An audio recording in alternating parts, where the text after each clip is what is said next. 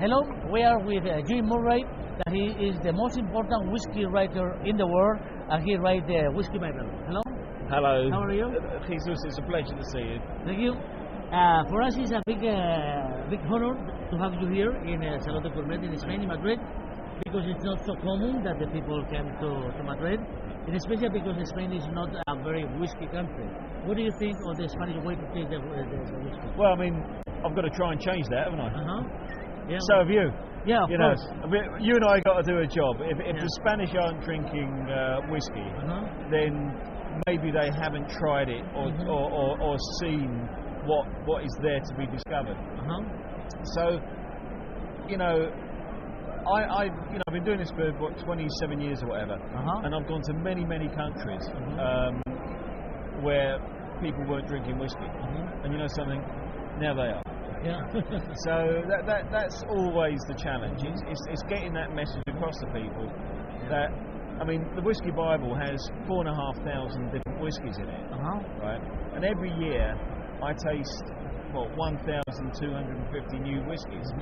Well, you're not telling me that but you take any one person out of this crowd and you show them, you find out what they like, and you're telling me we can't find a whiskey that they'll fall in love with. It's not going to happen. There's a whiskey out there for everybody. Yeah. When did you start with the Whiskey Bible? What year did you start? I started that in 2003. The first one came out. It was a 2004 edition, but it began in 2003. But my first book was way back in 1994. About the whiskey too? And I think I've done about 20 odd books on whiskey. So, quite a few. So how many editions? I'm just working on the 16th. 16. How many books do you sell, more or less? A lot. Maybe 75,000, but it's only in English language because it's just too difficult at the moment to get 1,250 new whiskies translated. Yes. And it's not just translation. The person's got to have my personality. Otherwise, I'm not getting the message across. And I don't. I could just get a book out in Spanish and just take the money. I don't want to do that. I want to get the right message across. And so therefore, it's finding the right person who can translate. Because basically, Jesus, I speak two languages. I speak English and I speak whiskey. I don't speak anything else. And all I'm doing is I'm translating what's in the glass into English. That's all I'm doing. I listen to what the whiskey tells me, and then I translate it into that. I've been looking a little bit at the Whiskey Bible. There are so much information, a lot of information, all countries of the sun. Which is your favorite whiskey as a style? Whiskey style is a great question, actually. I love rye. I mean, as I say, 26 years ago, something like that. 26 years ago, there was no such thing as a professional whiskey writer. They didn't exist. And then I thought, well, hang on a minute. I've been visiting distilleries since 1975. Maybe, and I'm a writer. Maybe I should do this. So I left the job and became the world's first full-time whiskey writer, having no idea what was going on. There wasn't shows like this to go to, and there was no whiskey show. It was it was tumbleweed, really. It was just silence in whiskey, and there were very few brands. But I had the feeling that people were waking up to wanting to discover, and also there were so many great whiskies out there. Now rye was dying. The Americans have given it up for dead. It died after Prohibition. Well, it started dying after Prohibition, and after the Second World War, it really was taking a kicking, and the industry had lost faith. And only 8 distilleries, I think, no? I hear. It was only being made in Kentucky, but actually, I tell a lie. I think there was a rye being made by America's first micro distillery, which was in San Francisco. And they were making a fantastic rye. They were using malted rye, which gives a completely different flavour to unmalted rye. And so you pushed the fashion of the rye. I actually had a big battle with the American distillers, and I went round and I said, look guys, get your rye production up, and they were saying no, rye's had its day, it's dying, let it just die peacefully. And I said, look, people around the world, they've discovered, you know, peaty whiskey, and rye is your peaty whiskey because it's so full of flavour, and people love this challenge, and they no, it's going to die. Well, a few distilleries actually, in fairness, did agree, and they upped their production. Some just ignored me, which is fine. Others, one in particular, rang me a few weeks later and said, we will sell you every single barrel of rye we've got that's over 4 years old. And honestly, Jesus, if I'd done that, I would be a multi-millionaire because they had a lot of whiskey. And I didn't do it because I thought if I do that, it compromises my integrity, you know, as an independent writer. And so stupidly maybe, I turned my back on a huge amount of money, but I continued fighting the rye fight. And, you know, I'm quite pleased in the way it's turned out, because people are loving rye. And you know, just before I came here, I was looking at a rye that was being displayed there.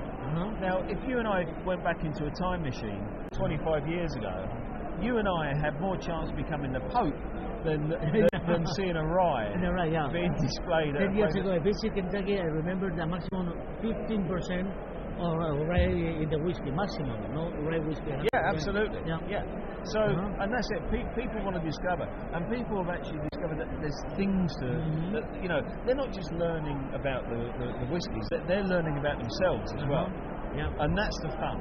And you know, as you know, I use a thing called the Murray method, which doesn't use ice, doesn't use water, and it just brings the whiskey out, and it lets it talk of its own accord, and people are really switching on now, and I love that.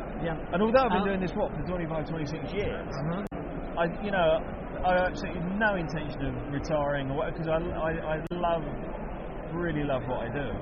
And every time someone says, "Oh, I don't like whiskey," and then I've worked on them for a little while, and I go, "Bloody hell!" You know, you think, yes, that's why you do this. Well, Scotland is maybe the biggest producer of whiskey in the world, because there are more than 100 distilleries. What do you think of this compliment of some aficionados that they put sometimes too much caramel in the whiskies, in the single malt Scotch whiskies? Well, as I said, the Whiskey Bible first came out in 2003, the 2004 edition. And the first thing I wrote about, way back, I mean, how many years ago was that? Now, that's 16 years. I wrote about caramel. And I said, basically, it's a crime. Because if you put caramel in, you are taking away the flavour of something else. You know, it's not honest about the actual, about the whiskey itself. People are deceived into thinking it's older than it actually is, or that maybe it's come from a different type of barrel, and I just don't think it's honest. And also, it does affect both the nose and the flavour. If anyone came up to you or to any member of public and says, "Oh, we use caramel, but it makes no difference," they're either lying or they don't know what the hell they're talking about. It makes a huge difference. Huge difference. And I think you're fighting this cause, aren't you? Well, welcome to the club, because I've been banging my head against the industry for a long time, saying, guys, you don't need this. You know, this is crap. You really don't need to do this. And if you're joining the fight, yes, I am doing it. Come in behind me and let's do it, because you know, it's something I feel quite strongly about, actually. I'm curious to know, which one is the best whiskey in this 2018 edition? The World Whiskey of the Year this year is actually a bourbon from the amazing Buffalo Trace distillery in Frankfort, Kentucky. I know that. It's I mean, when I first went there, this is true. When I first went to that distillery, because I've got a house not very far, just about 5 miles from the distillery in the States, and they were producing so little bourbon that they were actually paying the wages by redistilling I think it was Coke or Pepsi or something like that. But they were redistilling soft drinks for industrial use, and that was how they were paying the wages. Well, they got taken over, thankfully. It was the Ancient Age Distillery. They didn't like the name because Ancient Age gave an old-fashioned kind of feel, and they changed it to Buffalo Trace. Because, as you know, if you know the distillery, in the river, it sits right by the Kentucky River, and that's where the buffaloes used to, and where the Indians used to get their milk, because the Indians would wait for the buffalo and then kill them off. So amazingly historic place. And it's also historic because it's one of those distilleries that if you go to, you can almost see in the entire building the whole history of distilling in America, because there's something like 200 years worth of building going on there, and you can see where they've changed it. They've just found where the original distillery was, and it is an absolutely astonishing place to go to. But you shouldn't be giving an award or extra points to a distillery just because it's got a history. You should give an award or points to a distillery that makes great whiskey. And they got the history and they make great whiskey. So I was very pleased for them that they got it. But they don't always get it. They got to earn it. So it's I get, as I say, sent 1,000 on average, about 1,250 new whiskies, and I mark them off. And sometimes there's a big surprise. Well, now in Spain it's a big fashion, the Japanese whiskies. What do you think of the Japanese whiskey? Well, again, do you like it? That's what I said about the big surprise. Back in 1997, I did a book called Jim Rowe's Complete Book of Whiskey, and that really kicked Japanese whiskey off because I said in there that the Yoichi distillery was one of the best in the world, and it is. Which one? Yoichi. We're on Hokkaido, the most northern island, and their whiskey is among the best, providing it's not in sherry butts, because their sherry butts tend to be sulfur treated, which is not good. But if you get Yoichi coming from bourbon barrels, it is immaculate. But about three years ago or so, I tasted a Yamazaki 17, and I just nosed it, and I thought, oh my god. Oh my god. Nosed it again. I thought, right, okay, I'm not going to taste it. I'm going to leave this for another day. And I bought it again, nosed it, same effect on me. I thought, all right, tasted it, and I thought, this is going to be very, very difficult for anyone to beat. So put it to one side again, didn't mark it up, right? And then finally on another day, different time of day, probably about 6 days, a week later, bought it again, same result, and this time I did the tasting notes.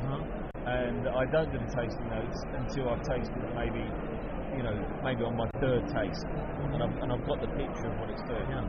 But it was difficult because it took so long to get the overall picture because it was so good. And I gave this whiskey World Whiskey of the Year, and I took a lot of stick from, I got criticised by apologists and salesmen of the Scotch whiskey because the arrogance of some people, not to mention the utter stupidity of some people, who fight a particular one cause is breathtaking. And no, can't possibly be World Whiskey of the Year. It's not Scotch. Oh, do me a favour, grow up. If it makes great whiskey, it's great whiskey. It doesn't matter where it comes from. It could be Whiskey Dick. They could come out with something that is breathtaking. Who knows? They may not, but they could. But the point was that this whiskey was wow. And it took me back. It took me back to my first ever trip to Scotland in 1975, and it took me back to this doctor who picked me up in his open-top sports car, a 1930s sports car, in the Highlands of Scotland. and it was a freezing cold day, and we sat in his car, and he opened up a bottle of Macallan, and the Macallan would have been distilled in the 1960s, and he poured me this Macallan, and I tasted 10-year-old Macallan from perfect sherry butts. Yep. Perfect. Yep. And it was kind of, right. And this was so similar. So I went over to Japan to find out how they produce this whiskey. And the blender said to me, Jim, we've got the same problem with you, because I not only have I been fighting about caramel, but I've been fighting about the use of sulphur sticks in sherry butts, which give a kind of sulphury, taste and smell, and it basically screws your taste buds. It's appalling. And he said that, down in Jerez, they were sending us the sherry butts, sulphur treated, and we rang them up and said, what the hell is this rubbish? We don't want this. And they said, well, we do it because if we don't, it will get bacteria. Yeah. And they said, well, let it get bacteria, because it can't be any worse than what you're sending us. Yeah. So the one that got World Whisky of the Year, and I didn't know this until they told me, had been from sherry butts that had come from Spain 17 years earlier, but had not been sulphur treated. And it was just like it used to be, except some of the wood was slightly different as well. So there was a slightly different, it wasn't exactly like a Macallan, because the way that there was some Japanese oak in it as well, which gave it a slight extra depth. But the point was that it was like going back in time, and it also showed that the utter stupidity, the criminality almost of putting sherry sulphur sticks in sherry butts. So I gave Japanese whiskey World Whisky of the Year, and basically that was it. They sold out. They sold out. You discovered the Japanese whiskey to the Western world. More or less. And the fun, of course, is that they've made billions of yen, and I've probably sold about 7 extra books because I don't do it in Japanese. So I've made no money out of it. But if the Japanese industry has now taken off because of my book, I'm happy with that, because it means that they've got the confidence. Because for years, the Japanese industry didn't have the confidence. They did everything in the shadow of the Scots. We'll do it if the Scots do it. And they copied the Scots. But it showed that the guys at Yamazaki had moved away from the Scots. The Scots were saying, putting sulphur is fine.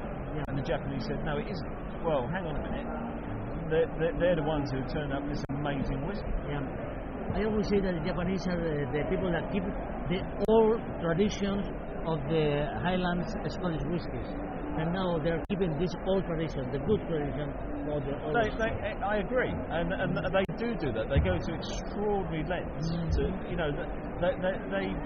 they worship a tradition. And of course, there's nothing traditional about putting a sulphur stick in a sherry butt. There's no tradition at all, and it's suicide. It's the most stupid thing that's ever happened in the whiskey industry, totally ever. And what do you think about a lot of whiskey now don't have the age statement? Do you like it? No problem. Absolutely no problem. No problem. No problem. Because, funny enough, I was chatting with someone yesterday, and I said to him, if you've got an apple on a tree, do you pick it on October the 18th, or do you pick it when it's ripe? When it's ripe. Exactly. So it doesn't really matter about the age, because sometimes you have to falsify the whiskey in its character to give it an age. Let's just say that you've got to get a whiskey out that's 12 years of age, but the only whiskies you've got have been maturing in the bottom of the warehouse, and they're not really through as a 12-year-old as you'd expect it. Hasn't got that character. Well, it says 12. You've got to put some stuff in there that's minimum 12, and you're going to put to do it. You're going to actually put things in there that maybe it's not so good. That's not so good. But at least if there's no age statement, you can move it around a bit and do it better. So it's right. I don't care about it. It doesn't bother me at all. Good. Well, in our tasting, our selection, the best whiskey was not age statement, was Adverus Daily. Right. So there you go. So, and that just shows you, doesn't it? I mean, Ardbeg, it's hard for them to have an age statement because the distillery was closed for so long. But also they went down the line of, well, hang on a minute, let's pick. I mean, I was actually Ardbeg's first blender after they restarted back in 1997 because the Glenmorangie blender couldn't stand the smell of smoke. So they brought me in because I've been fighting for Ardbeg for years. You know, I used to go on holiday to Islay in the early 80s, and I used to go to Ardbeg Distillery, and it was just abandoned. You know, and every time I went, another building had been knocked down, and it was, you know, it's tragic, really. And so when Glenmorangie took it over, they rang me up and said, look, you know Ardbeg, you fought for it for years. Can you actually get, you know, look at all the stock and get us moving again? And I did that until they trained someone up, Rachel Barry, who's no longer there, but you know, great blender. And so they trained up Rachel. But in the meantime, while they trained up Rachel, I looked after it. And you don't have to have an age statement. I mean, what I did actually is that I chose vintage because each Ardbeg from every year had a slightly different character. And it was pronounced. The best was 1974. So I had a 1974 vintage. But you know, Rachel and her team took it that step further, and they did exactly the right thing. Because they said, well, hang on, we've got these. It's all over the place. It doesn't matter. So they did exactly right. We know that you have a very special technique of tasting the Murray whiskey. method. And we like